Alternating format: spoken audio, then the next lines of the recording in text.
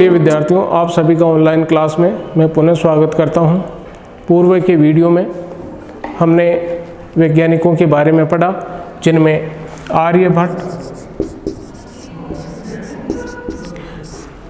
आर्यभट्ट के अलावा हमने पढ़ा वराहमिहिर के बारे में, चरक के बारे में और आचार्य जगदीश चंद्र बोस के बारे में। आज हम पढ़ रहे हैं सीवी रमन के बारे में। ये वीडियो बीओ पार्ट सेकेंड ईयर के लिए हैं। तो सीवी रमन के बारे में आज हम जानने का प्रयास करेंगे कि उन्होंने कौन से आविष्कार किए और क्या उनकी उपलब्धि रही। तो भारतीय वैज्ञानिकों में सीवी रमन का एक महत्वपूर्ण योगदान माना जाता है और उनका यह योगदान रमन प्रभाव या रमन इफेक्ट के कारण से अधिक जो है उनका सम्मान हुआ, पूरे विश्व में सम्मान हुआ। तो रमन प्रभाव क्या होता है इसके बारे में भी हम पढ़ेंगे। तो सीवी रमन का अगर हम संक्षिप्त परिचय जानना चाहें तो इनका जन्म 7 नवंबर 1888 ईस्वी को हुआ तमिलनाडु में। इनके पिता का नाम चंद्रशेखर अय्यर था और माता का नाम पार्वती था और इनका विवाह त्रिलोक सुंदरी से हुआ था और सीवी रमन के 2 संतान थी। सीवी रमन के जो पिता थे चंद्रशेखर, वो भौतिक शास्त्र और गणित के प्राध्यापक थे और विद्वान व्यक्ति थे। और सीवी रमन की जो माँ थी पार्वती, वह भी विदुषी महिला थी। तो दोनों माता और पिता का जीवन काल में अहम योगदान रहा और उनसे जो है सीखने को मिला।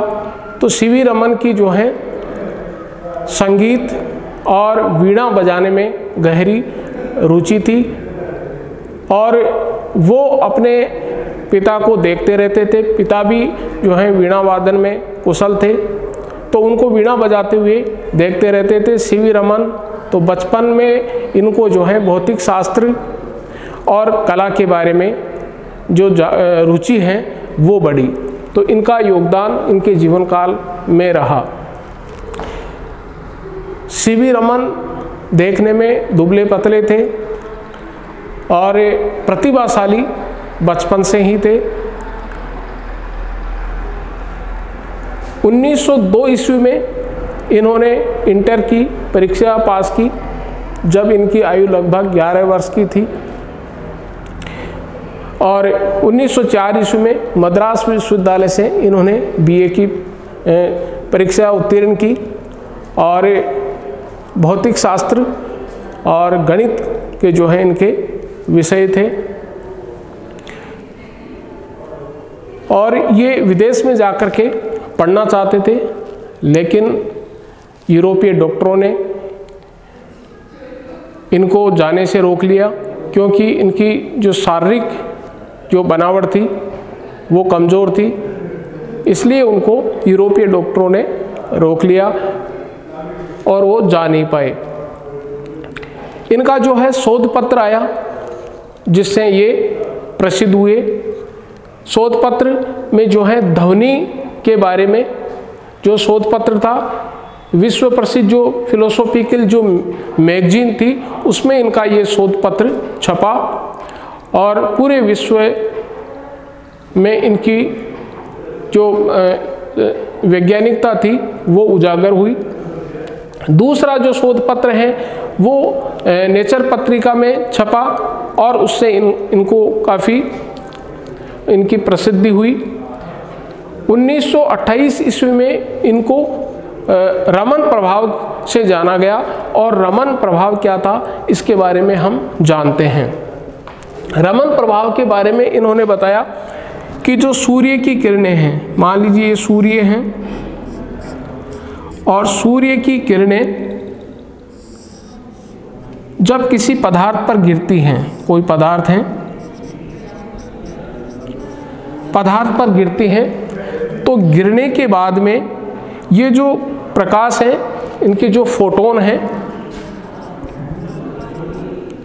इनके जो फोटोन हैं, जब इस पदार्थ पर गिरते हैं और इनकी जो एनर्जी होती है, वो गिरने के बाद में जो फोटोन यहाँ से निकल रहा है, इन दोनों फोटोन की जो एनर्जी है वो बराबर थी। दोनों की जो फोटोन की एनर्जी थी वो बराबर थी। तो यहाँ से जो फोटोन थे उन्होंने जो है किसी पदार्थ पर डाले और उनकी एनर्जी को देखा। इनमें से करोड़ों फोटोन में से एक फोटोन उनको ऐसा मिला जिसकी एनर्जी इस फोटोन से कम या अधिक उनको मिली। इसी प्रभाव को रमन प्रभाव कहा गया।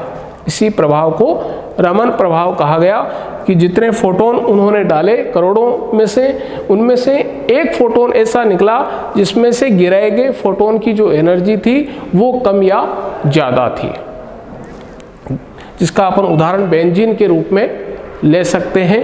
तो इस प्रकार का जो उन्होंने दिया वो रमन प्रभाव के नाम से जाना गया। और यह जो है इनका शोध था, जो आविष्कार था, वो महत्वपूर्ण रहा। ये जो है 1928 में 28 फरवरी 1928 को जो है रमन प्रभाव की खोज हुई और इसी खोज के लिए उनको 1930 में नोबेल पुरस्कार से सम्मानित किया गया। इसलिए ये पहले भारतीय वैज्ञानिक थे जिनको नोबेल पुरस्कार से सम्मानित किया गया। तो नोबेल पुरस्कार प्राप्त करने वाले ये पहले वैज्ञानिक थे, भारतीय पहले वैज्ञानिक थे जिनको नोबेल पुरस्कार प्राप्त हुआ 1930 में। 1960 ईस्वी में इन्होंने एक यंत्र का आविष्कार किया। उस यंत्र का नाम है ऑप्थेल्मोस्कोप। इस यंत्र का आविष्कार इन्होंने 1960 ईस्वी में किया। और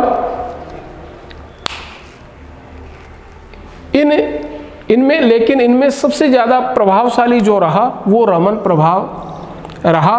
और इसलिए 28 फरवरी 1928 को जो ये आविष्कार हुआ, तो 28 फरवरी के दिन जो है विज्ञान दिवस के रूप में मनाया जाता है। वो इसी रमन प्रभाव के कारण से मनाया जाता है। तो इस प्रकार से सीवी रमन के बारे में हमने बात की कि उन्होंने अपने आविष्कारों के माध्यम से किस प्रकार से अपना और भारत का नाम रोशन किया। और ये इंग्लैंड जाना चाहते थे लेकिन इंग्लैंड नहीं जा पाए क्योंकि यूरोपीय जो डॉक्टर थे उन्होंने उनको मना कर दिया था। तो ये अपनी पढ़ाई करने के बाद में और इन्होंने एक प्रतियोगी परीक्षा दी, कलकत्ता में जो प्रतियोगी परीक्षा हो रही थी वो दी। और इस प्रतियोगिता में ये उत्तीर्ण हुए और अर्थ विभाग में जो है इनको पद मिला। अर्थ विभाग में ये पद डिप्टी डायरेक्टर का इनको मिल गया और यहीं पर ये अपना कार्य भी करते रहे। इसके बाद में इनको डाक विभाग में डायरेक्टर जनरल भी बनाया गया और इस प्रकार से वो अपना कार्य करते रहे और अंत में इनका देहांत हो गया 21 नवंबर 1970 ईस्वी में। तो इनके कार्यों के लिए 1954 ईस्वी में इनको भारत रत्न दिया गया। 1954 ईस्वी में इनको भारत रत्न से सम्मानित किया गया और 1957 ईस्वी में इनको लेनिन नामक जो पुरस्कार होता है वो इनको दिया गया। तो इस प्रकार से सीवी रमन ने अपने खोजों के माध्यम से भारत और अपना नाम रोशन करने का कार्य किया। तो इनमें रमन प्रभाव जो है विशेष इनकी उपलब्धि रही और ध्वनि के बारे में जो है ये इन्होंने अध्ययन किया था और अपना जो शोध कार्य है वो जारी रखा और 21 नवंबर 1970 में जो है इनकी मृत्यु हो गई, इनका देहांत हो गया। तो आज हमने इनके बारे में जाना। आज हमारे जो है ये अंतिम वैज्ञानिक हैं जिनका हमने अध्ययन किया है या चर्चा की है। इससे पूर्व आर्यभट्ट, वराहमिहिर, चरक और जगदीश चंद्र बोस, और आज जो है हमने चर्चा की सीवी रमन के बारे में। अगले वीडियो में हम अन्य टॉपिक के बारे में चर्चा करेंगे। धन्यवाद।